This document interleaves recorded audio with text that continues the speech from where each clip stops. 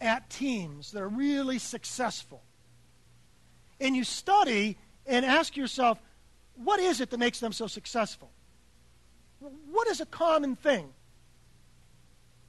Let me put it a different way. If you remove something from a team, or if you can introduce a barrier, what's one of the biggest barriers that will stifle creativity and innovation? What I'm hinting at is the word trust, because that word answers all the questions I've just posed. If you study great teams, trust is the key ingredient. Oh, there are others, don't get me wrong, but trust is the key ingredient that you have to have. That if you remove trust, you are guaranteed to slow down innovation. You are guaranteed to slow down change. People ask me all the time, what is the key if you're about to go through a lot of change? Without any hesitation, I will always say it is working on trust first and foremost. It is on building the right levels of trust. And one of the dangers with this is I don't want you to think, and I hopefully started off strong enough to make you clear on this, I don't want you to think we're talking about some soft, jazzy, warm and fuzzy team-building thing. That's why I've been careful to lay out leaders that have proven with financial results that this is hard stuff, not just soft stuff. But I want to give you a model to try to, as we part company, set a context in your mind for memory. As you leave here today, and you, particularly there's going to be some exciting technology stuff you're going to see, and your mind's going to start to get filled with that. But as you leave today, I want to give you a context that will help you retain some of what I'm sharing with you. And the context is by way of a model. And it's a model I refer to as my trust leadership model. And these are the competencies that we need to make sure we build. And let me walk through this with you.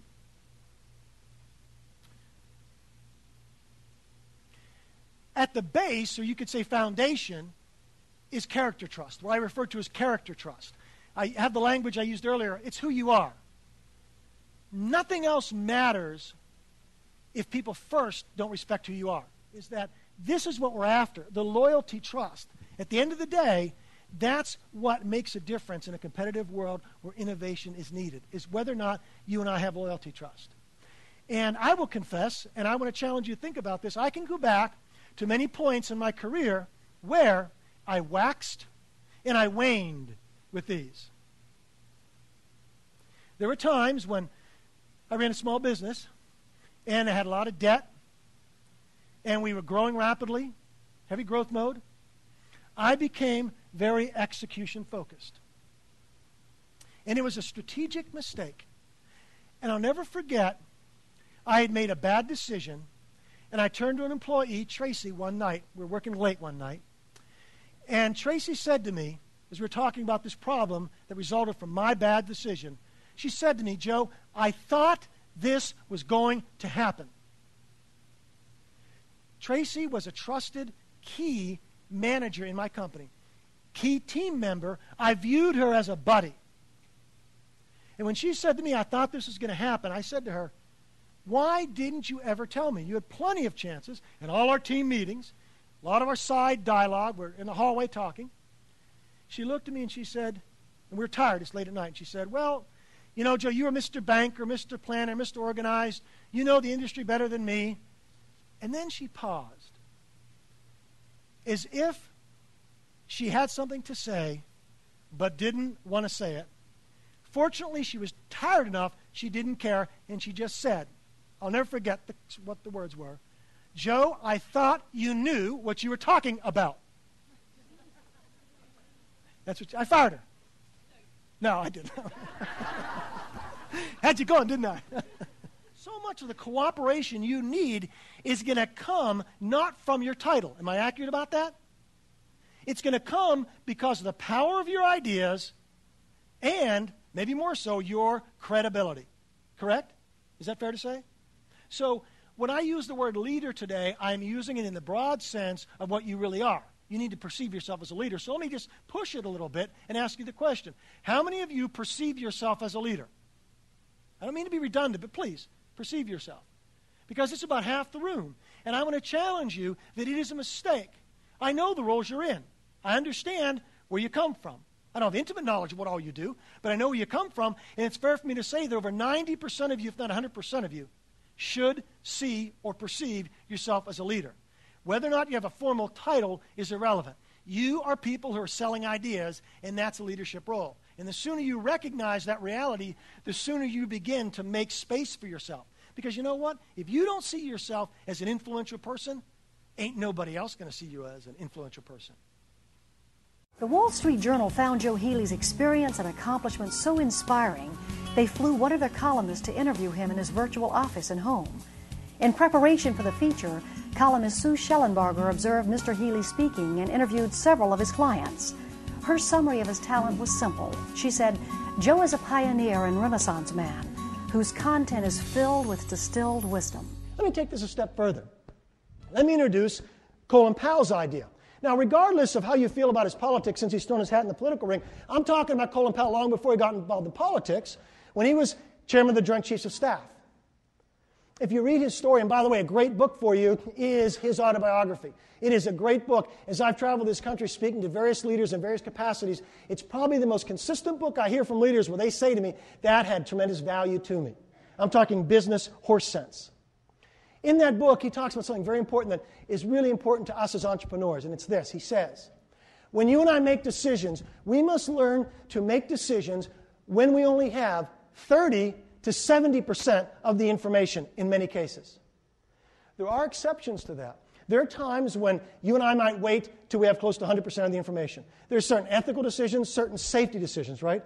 But so many of the business decisions that you and I make, we have to get comfortable making them when we only have 30 to 70% of the information. Colin Powell goes on to say, we trust the rest of the decision to our instincts. Or you could say your gut. Why did you choose to communicate this orally? Why? I'm sorry, I told you to?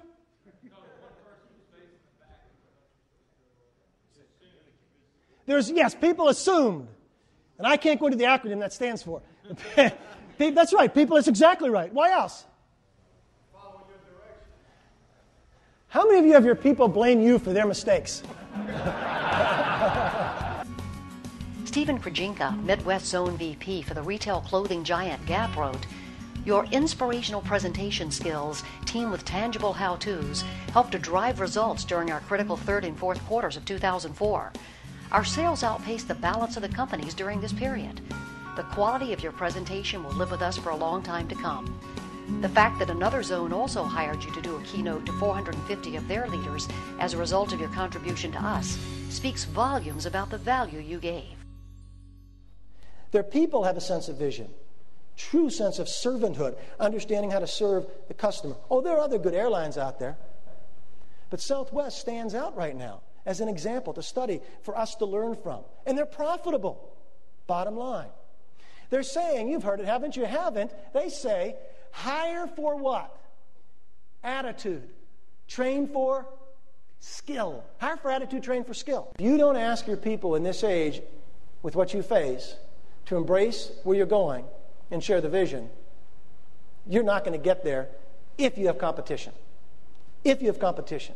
Because you know what? There are a lot of sectors of the market, and I'm not just talking about your sector. I'm talking about various sectors where the truth is there's not a ton of competition, and you can get by having people in your organization that don't have vision or share the vision. True? You can get by.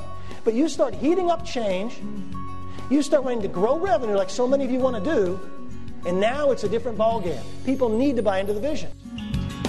Pam Nelson, CEO of CCG Industries, engaged Joe to do the opening keynote at her customer conference for 2 years in a row and entrusted him as a consultant during a critical transition as she migrated her software company into an employee-owned partnership. Pam wrote, our company's continuing association with Joe Healey is one of the best investments in both time and money that we have ever made. That is about delivery of the precious product, correct? It's about delivery, isn't it? And let me relate this to a wholly different culture. And you may have heard this, but I want you to connect these two. If you haven't heard it, this is interesting. If a person from Japan gives you a business card, have you ever seen the delivery? You can go up on stage, you can see this. Have you ever seen the delivery? Yeah. They take the card and it's facing you. Service. Respect. They hold it at the corners because it's precious, right? Very important. And they extend and bow. That whole thing I just did is an experience, isn't it? It creates experience around it. And what does that do to the card? Yeah, it increases the value or the perceived value of the card. Okay? That's what the crease thing is about, isn't it? That's what it's about. Increasing the value. Edwin Sanchez, regional manager of the Latin American division for Oracle, wrote, "Since we had several different sales and service perspectives, your tailoring the sessions to our precise needs was very profitable. You also challenged the way we think of our business and gave us fresh perspectives on partnering. Your excellent sessions had a significant impact in reshaping our paradigms in consultative selling. You set clear steps to focus our challenging days." But the truth is, people buy brands. You go into a grocery store, if you buy Tide, Procter & Gamble's product, you're buying it not because of price point, typically, not because of perfume, and not because of its ability to clean. You're buying it because of what's called brand what? Brand loyalty. And brand loyalty is built by top-of-mind awareness. I like to add something I call top-of-mind experience. That's Tommy. But what I mean by Tommy is that if people leave your location, they leave your store, and they're very happy about it, then they have a top-of-mind experience. And the more of those you create, the more what?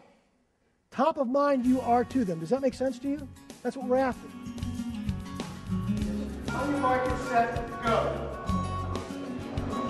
1 minute.